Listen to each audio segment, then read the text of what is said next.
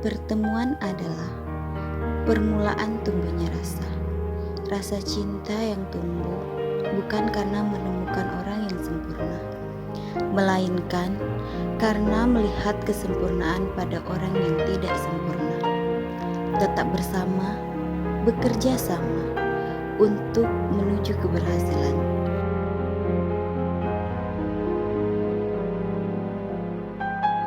Memupuk benih-benih yang telah kita semai, berharap aku dan kamu akan memetik kita yang utuh.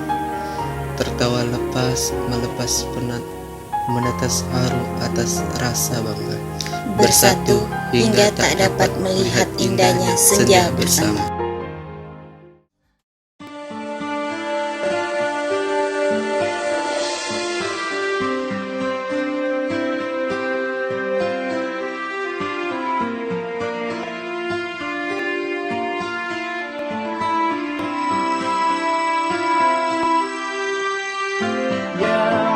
عاشق المصطفى أبشر